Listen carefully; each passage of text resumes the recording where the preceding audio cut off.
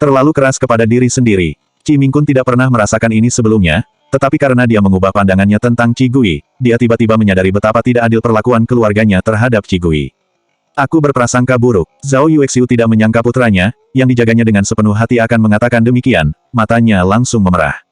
Tepat saat dia akan mengatakan sesuatu, Qi Changjing berkata dengan suara yang dalam, "Oke, diamlah sebentar. Anak itu, Chi Gui adalah anak yang bertanggung jawab dan dia pasti akan datang." Zhao Yuexiu menahan api di dalam hatinya dan langsung duduk di sofa sambil berkata, "Oh, dia bertanggung jawab. Jika dia memang bertanggung jawab, dia tidak akan lari karena takut mengambil tanggung jawab tadi malam." 2 jam kemudian, melihat bahwa waktu yang telah disepakatinya dengan keluarga Zhang semakin dekat, namun bayangan Chi Gui bahkan belum terlihat juga, itu membuat Qi Changjing tidak bisa duduk tenang.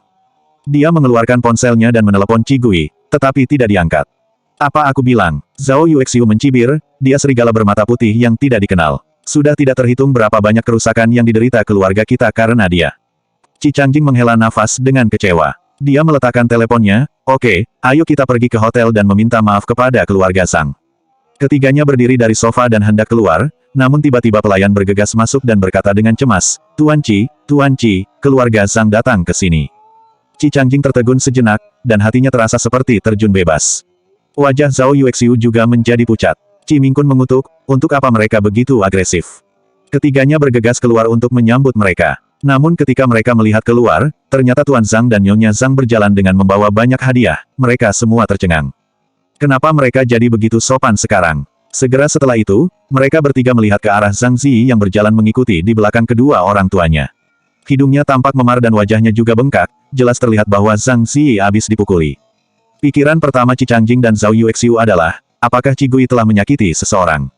Memikirkan hal ini, Zhao Yuexiu menjadi cemas, dan bergegas maju, Tuan Zhang, Nyonya Zhang, kami benar-benar minta maaf. Sebelum 2 kata itu sempat terlontar, Tuan Zhang dan Nyonya Zhang tiba-tiba membungkuk dan berkata dengan hormat, "Saya benar-benar minta maaf, kami tidak mendidik anak kami dengan baik dan menyebabkan masalah bagi Anda.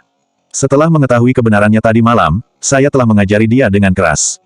Setelah selesai bicara, dia mengangkat wajahnya ke atas dan melihat bahwa ketiga anggota keluarga Qi tampak tidak berekspresi sama sekali. Dia lalu menggertakkan gigi, dan berkata dengan keras, "Jika Anda tidak puas, akan kami serahkan bocah nakal ini pada Anda." 3 anggota keluarga Qi tampak tidak berekspresi dan kebingungan, mereka hanya diam saja. Apa yang telah terjadi? Tapi Qi Changjing yang telah sadar dari keterkejutannya dengan cepat bereaksi dan tersenyum untuk meredakan suasana, itu semua pasti salah paham. Bagaimana hal-hal menjadi begitu serius di antara anak-anak? Anda tidak usah sampai seperti itu. Bagaimanapun, keluarga Zhang adalah kerabat dekat dari keluarga Fu. Meskipun dia tidak tahu mengapa hal itu bisa berubah hanya dalam waktu 1 malam, namun lebih baik tidak membuatnya menjadi lebih kacau. Mendengar apa yang dikatakan Qi Changjing, Tuan Zhang menghela nafas lega. Memikirkan adegan di mana asisten pribadi Tuan Fu dan asisten pribadi Tuan Shen yang datang ke depan pintu rumahnya tadi malam, membuat kaki Tuan Zhang menjadi sedikit lemah sekarang. Dia tidak pernah berpikir bahwa hanya karena dia sedikit mempersulit putri seorang raksasa di kota kecil Nan yang baru saja dibawa kembali dari pedesaan akan membuatnya bermasalah dengan 2 raksasa di ibu kota secara pribadi. Memikirkan hal ini, Tuan Zhang mengeluarkan ponselnya dan menyeka keringat dingin dari dahinya sambil berkata, "Tentang urusan bisnis dalam 2 hari terakhir, itu semua salah kami karena kami tidak memahami situasinya, mohon maafkan kami. Semua kerugian keluarga Anda akan kami, keluarga Zhang, gandakan kompensasinya. Untuk kontrak bisnis yang hilang, kami dapat membantu Anda terhubung dengan kelompok kaya di ibu kota. Bagaimana menurut Anda, apakah itu tidak apa-apa?" Sangat mengejutkan, hal itu terlalu besar, Qi Changjing menjadi sedikit gugup, Anda benar-benar tidak harus sampai seperti itu. Tidak, mohon Anda mau menerimanya. Tuan Zhang berkata dengan penuh semangat, kami harus menebus kesalahan kami. Tolong jangan maafkan kesalahan kami. Qi Changjing tercengang. Zhao Yuexiu dan Qi Mingkun juga sedikit tercengang. Baru setelah keluarga Zhang pergi, Zhao Yuexiu berkata dengan sedikit terkejut, keluarga Zhang sangat keras pada dirinya sendiri. Mata Qi Changjing sedikit lebih dalam, tetapi dia tidak mengatakan apa-apa, dia hanya menoleh ke Qi Mingkun dan berkata, Mingkun, kirim pesan ke kakakmu dan katakan padanya untuk tidak perlu datang ke sini. Oke, Qi Mingkun berjalan keluar dengan ponselnya. Pada waktu bersamaan, kompetisi kampus kedokteran juga telah dimulai hari ini. Kecuali kelompok Qian, semua orang sangat gugup. Sun Yanyan dan 2 orang lainnya mengerubungi Qi Gui, Kak Qi, katakan sesuatu untuk menghibur kami. Mendengar ini, Qi Gui perlahan mengangkat matanya dari ponsel dan membuka bibirnya. Cepat selesaikan kompetisi ini, jangan buang-buang waktu. Jika kalian kalah, kakek Lin akan sangat sedih. Mereka bertiga tersentak. Itu sangat brutal dan akurat. Mereka mendengar kata-kata Qigui, lalu membayangkan wajah kakek mereka yang baik dan sabar menunjukkan kesedihan. Seketika mereka langsung merasakan tekanan dan motivasi yang melonjak keluar dari dalam tubuh mereka. Kita tidak boleh mengabaikan kepercayaan dan kerja keras Dekan Lin. Sun Yanyan menggebrak meja dengan keras, semangat. Setelah berseru, dia tiba-tiba bereaksi, Kak Qi, mengapa kamu mengatakan kami yang kalah, bagaimana dengan dirimu? Qigui sangat tenang menjawab, aku hanya menunggu untuk kemenangan. 3 orang di depannya kembali tersentak. Mereka tiba-tiba merasakan lebih banyak tekanan. Kompetisi dalam kampus dimulai pada pukul 9 dan berlanjut hingga pukul 18. Sebanyak 10 arena telah disiapkan, dan kompetisi akan diadakan berdasarkan kelompok fakultas dan departemen yang berbeda. Urutannya ditentukan oleh undian ketua kelompok, dan setiap arena memiliki 5 juri. Meski begitu, dibutuhkan setidaknya 2 hari bagi seluruh kampus untuk bisa menyelesaikan pertandingan ini. Qian keluar dari ruangan dan menunjukkan kepada 3 anggota kelompok lainnya nomor yang dia dapatkan. Nomor 90. Kong Wen menghela nafas lega dan berkata sambil tersenyum, Qian, tanganmu benar-benar bagus. Kita tepat berada di tengah, jadi kita bisa belajar dari pelajaran orang-orang di depan, dan kita tidak akan menyerah karena terlalu banyak tekanan di belakang. Ada total 180 kelompok di seluruh kampus, dan masih banyak orang yang merasa tidak cukup mampu dan langsung menyerah. Ekspresi Su King juga melunak. Saat mereka berbicara, Qigui dengan tenang berjalan keluar dengan nomor undian di antara ujung jarinya. Qian melihatnya dan bertanya dengan prihatin, Kak, dapat nomor berapa kelompokmu? Qigui berhenti, menatap nomor undiannya dan menjawab, nomor 2. Melihat tindakannya, Su King sedikit mengernyit. Semua orang tidak sabar untuk segera melihat hasilnya, ketika mereka mengambil nomor undian. Tetapi Qigui malah menunggu seseorang untuk bertanya baru kemudian melihatnya, dan dia tampak tidak peduli sama sekali. Ketika Sun Yanyan datang dengan 2 anggota lainnya, mereka mendengar kata-kata Qigui sehingga mereka menjadi sedikit gugup, seawal ini. Iya, Qigui menyerahkan nomor undiannya kepada Sun Yanyan sambil berkata dengan semangat, bagus juga, ayo selesaikan lebih awal, jangan buang waktu. Sun Yanyan dan 2 orang lainnya hanya terdiam. Ketika mereka pergi, Kong Wen berkata dengan sedikit bingung, apakah Qigui tidak tahu bahwa semakin awal dia berkompetisi akan semakin kurang beruntung? Mungkin mereka juga tahu bahwa mereka termasuk tipe orang yang hanya fokus untuk berpartisipasi, kata Jiang Nuan sambil tersenyum. Dia adalah orang yang beruntung yang berhasil masuk ke dalam kelompok Qian. Dia memiliki prestasi akademik yang baik di kelas, dan selalu memandang rendah orang dengan nilai yang buruk. Qian tersenyum dan tidak berkata apa-apa lagi, ayo kita pergi juga, kita harus bersiap untuk kompetisi. Qigui dan kelompok mereka berada di urutan teratas sehingga kompetisi mereka selesai di pagi hari. Proses kompetisi dalam kampus sangat sederhana, yaitu dihitung sesuai dengan skor total masing-masing grup, 2 teratas akan pergi ke kompetisi tingkat provinsi. Di kompetisi itu, barulah hidup dan mati akan ditentukan di sana. Ketika Sun Yanyan keluar, kakinya masih sedikit lemas. Apakah aku melakukannya dengan baik barusan? Apakah aku agak terlambat? Chu Jia dan Yi Rui juga sangat gelisah. Sebagai gantinya, Qigui memasuki arena ujian. Kecuali untuk beberapa komentar yang tidak relevan dalam debat pertahanan teoretis, semuanya berjalan lancar, dan untuk praktek pada dasarnya Qigui sangat lancar dan dia yang paling tenang di sana. Setelah selesai ujian, Qigui bahkan tidak tinggal sedetik pun di kampus. Dia langsung meninggalkan arena kampus dan pergi menonton pertandingan balap rally. Chu Jia dan Yi Rui sedikit tidak puas dengan hal ini, dan mau tidak mau mereka berkata kepada Sun Yanyan, Nian, Qigui juga terlalu percaya pada kekuatan kita, ya. Yang lain berempat, sedangkan kita, seperti hanya bertiga saja. Bagaimana jika kita kalah? Sun Yanyan tidak memiliki petunjuk di dalam hatinya, jika kita kalah, ya kalah, tapi kita sudah mendapatkan banyak bimbingan dari Dekan Lin, kita sudah beruntung mendapatkan banyak pengetahuan darinya. Chu Jia dan Yi Rui tiba-tiba merasa tenang. Terlepas dari hasilnya, aku selalu harus berterima kasih kepada Qigui. Ketika Qigui keluar dari area kampus, dia menerima pesan dari Qi Mingkun.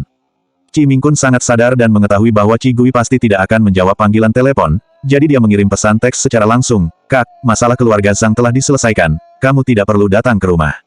Qigui membalas, iya, rumah keluarga Qi. Qi Mingkun sudah berusaha mengedit kata-kata di layar ponselnya, dan dia menunggu untuk menjelaskan secara rinci kepada Qigui apa yang terjadi pada keluarga Zhang. Tapi siapa yang menyangka, Qigui hanya mengirim kata, ya. Peringkat kedua sudah keluar, setiap huruf seakan mengungkapkan kata, tidak peduli. Kata-kata Qi Mingkun yang memenuhi layar tidak berguna. Dia sedikit bingung, Pak, mengapa kakak tidak ingin tahu tentang ini sama sekali? Lagi pula, itu terkait dengan dirinya sendiri, dan orang normal setidaknya akan penasaran dan bertanya bagaimana cara menyelesaikannya. Mata Qi Changjing dalam dan dia tidak berbicara. Zhao Yuexiu mencibir, bukannya dia tidak penasaran, Tetapi dia tidak mengerti betapa seriusnya ini sama sekali, dan memperlakukannya seperti orang biasa yang membuat konflik. Benar juga, Chi Mingkun lalu meletakkan ponselnya. Tidak apa-apa, jika kakak tahu yang sebenarnya dia akan berada di bawah tekanan besar. 2 hari berlalu dalam sekejap. Segera datang hari ketiga, di mana peringkat kompetisi telah diumumkan. Pagi-pagi sekali, para mahasiswa di kelas sangat bersemangat dan gugup, karena mereka sudah terlalu banyak belajar. Namun juga banyak dari mereka yang hanya memiliki mental fokus pada partisipasi, tetapi juga ikut menantikan pengumumannya. Sesaat setelah itu dosen Liu Yiwei masuk dengan daftar peringkat di tangannya.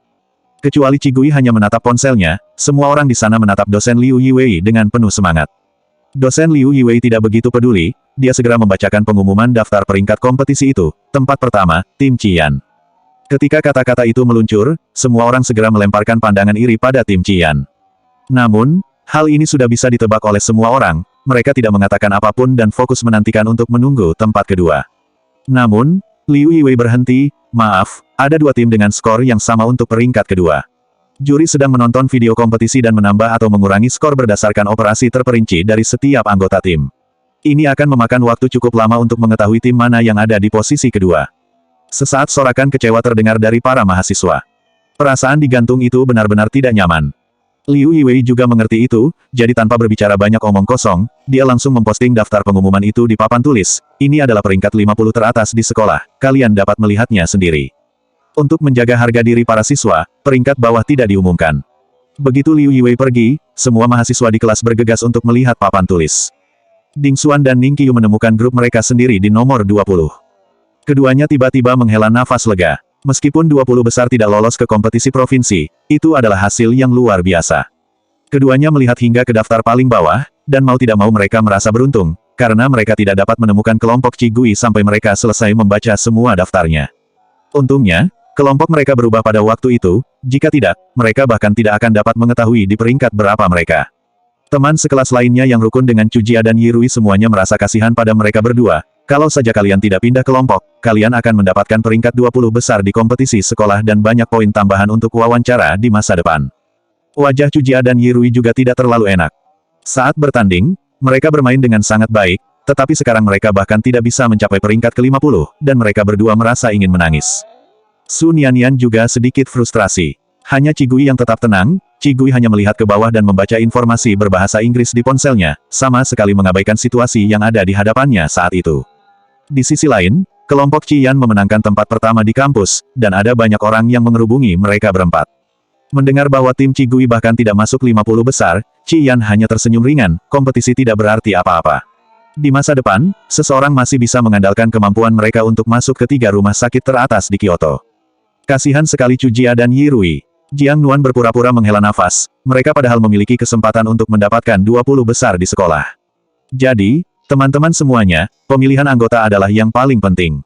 Dia sengaja meninggikan suaranya untuk kalimat ini, sehingga Chu Jia dan beberapa orang di seberang juga bisa mendengarnya. Wajah Chu Jia dan Yi Rui bahkan menjadi lebih buruk. Seseorang tersenyum dan berkata, tidak, saya benar-benar harus berterima kasih kepada dekan karena begitu perhatian kepada para siswa.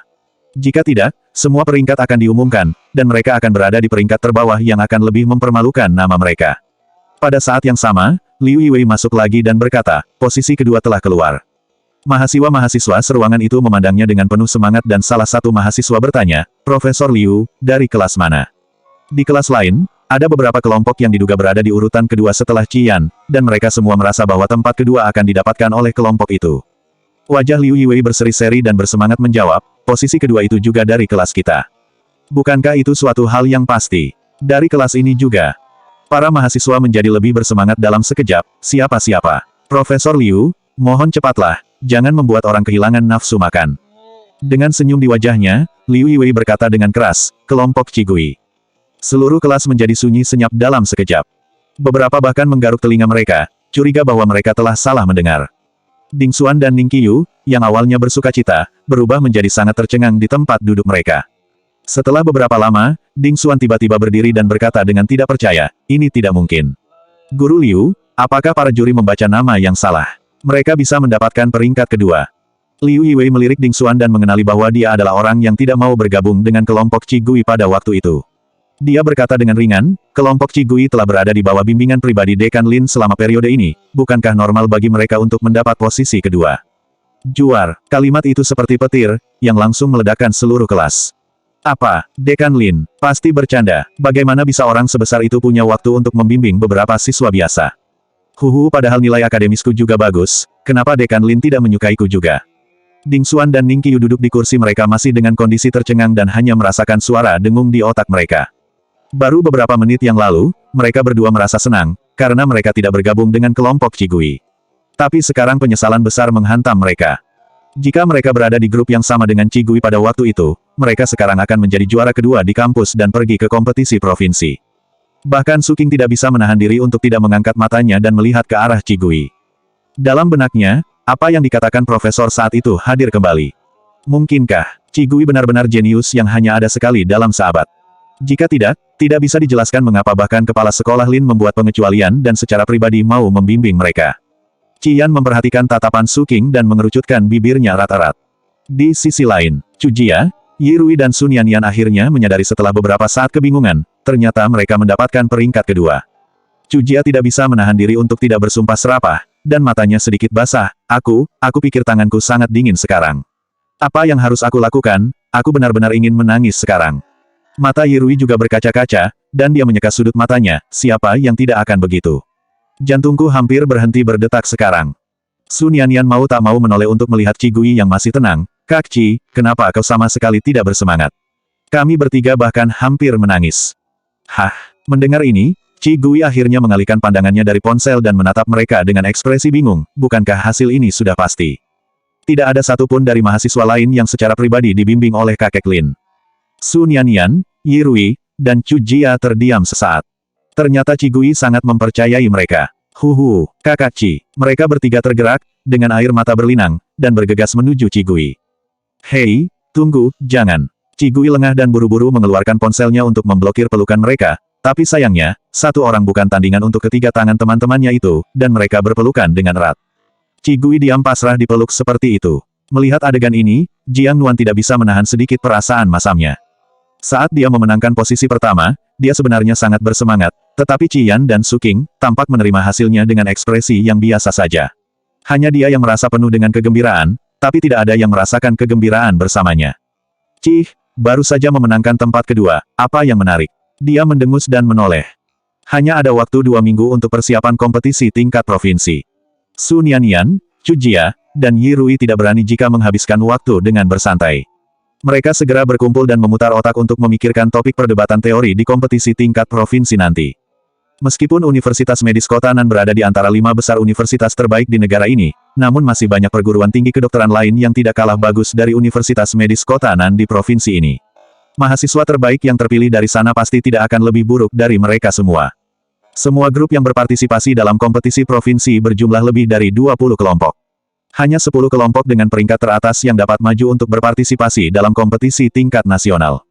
Qigui memandang ketiga temannya itu dengan putus asa. Dia berpikir sejenak, dan memberikan informasi yang baru saja dia baca di ponselnya kepada Sun Yanyan dan kedua rekannya. Ini adalah diskusi terbaru di dunia, kalian dapat merujuk pada topik ini. Kasih uangnya dulu. Ketiga anggota kelompok Qigui pun tercengang. Sun Yanyan mengklik tautan yang dikirim oleh Qigui, dan melihat layar penuh dengan bahasa Inggris. Dia tiba-tiba merasa sedikit pusing.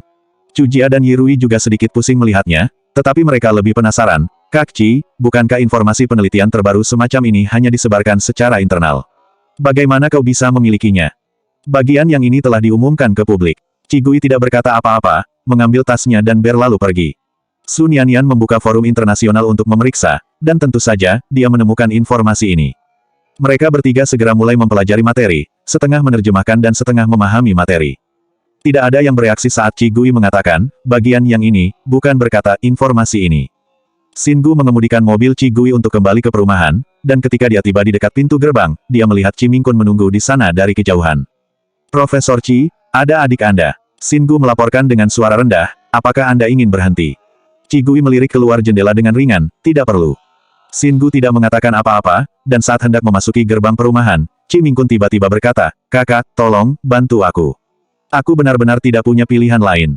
Qi Mingkun awalnya ingin memasuki perumahan untuk menemui Qigui, tetapi dia dihentikan oleh penjaga di luar sehingga dia tidak punya pilihan selain menunggu. Sekarang ini adalah waktu untuk pulang bekerja, sehingga ada banyak orang yang keluar masuk dari pintu gerbang, dan suara Qi Mingkun langsung menarik perhatian semua orang di sana. Qigui menggosok alisnya, biarkan dia masuk.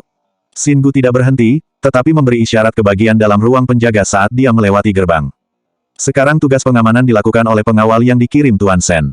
Melihat gerakan itu, dia mengangguk, dan berjalan ke arah Chi Mingkun yang putus asa, masuk. Chi Mingkun tertegun sejenak, lalu bereaksi, dan segera bergegas masuk. Mobil diparkir di halaman rumah, Qigui turun dari mobil, tetapi tidak langsung naik ke atas. Dia bersandar ke pintu mobil dengan malas, dan ketika dia melihat Chi Mingkun berlari, dia bertanya dengan ringan, ada masalah apa? Petik 2. Aku. Chi Mingkun menarik napas dalam-dalam dan berkata, Kak, aku membuat perjanjian hidup dan mati dengan Zhang Ziyi, dan tim yang kalah akan meninggalkan dunia balap selamanya. Kalau begitu kau tidak bisa lagi bermain balap di masa depan. Qigui berkata dengan tenang. Perut Chi Mingkun langsung terasa seperti tersentak hingga ke tenggorokan. Kak, apakah kau tidak penasaran kenapa aku setuju dengan Zhang Ziyi? Setelah beberapa lama, Chi Mingkun berbicara dengan susah payah. Mata aprikot gelap Qigui menatapnya, kenapa aku harus penasaran? Chi Mingkun terkejut lagi. Dia dimanjakan dan dibesarkan sejak dia masih kecil dengan status tinggi keluarga Qi di kota Nan. Baik di rumah atau di luar, semua orang melindunginya, dan jika dia diganggu oleh seseorang, dia akan dihibur untuk waktu yang lama. Ini pertama kalinya dia bertemu Qigui yang sama sekali tidak peduli padanya. Chi Mingkun merasa sedikit malu entah kenapa. Seandainya ini dulu, dia akan menggelengkan kepalanya dan pergi. Tapi, Qigui terlalu mengejutkannya malam itu, dan sekarang dia berpikir apa yang dikatakan Qigui benar, dan pasti dia yang bersalah. Chi Mingkun secara mendalam merenungkan keadaannya sebelumnya, dan dengan sangat rendah hati berkata, Kak, aku sebenarnya tidak ingin menerima, tetapi Zhang Ziyi terus memprovokasiku, dan aku sedang terburu-buru. Bisakah kau membantuku? Apa untungnya bagiku jika membantumu? Qigui bertanya dengan tenang. Untungnya, Chi Mingkun tercengang lagi, tapi kali ini dia menjawab dengan cepat, kau bisa melakukan apapun yang kau mau. Aku punya banyak uang. Apakah 5 juta cukup? Qigui agak terkejut. Anak ini tidak punya otak, tapi intuisinya sangat kuat. Sehingga dia tidak bisa menolak. Qigui mengeluarkan ponselnya, sudah cukup untuk mengatakan poin utamanya. Tambahkan di WeChat, apa kau ingin memberikan uangnya hari ini, atau besok? Chi Mingkun terdiam sejenak. Ia merasa ada yang hancur di dalam hatinya. Selanjutnya bab 116 aku akan memanggil teman-temanku.